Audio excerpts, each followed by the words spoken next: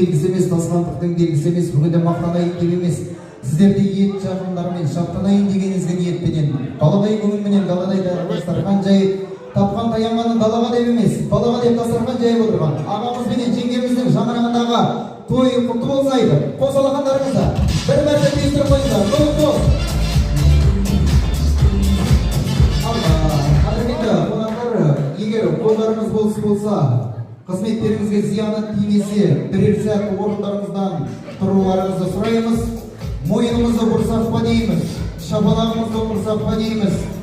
Бүгінгі мұсылман болып атқан үш бірдей арысымызды Асқар тәуекелісіменен, аяулы анасыменен, атасымен, апасымен бірге той төріне алдырып алғанда жөн санап отырмыз.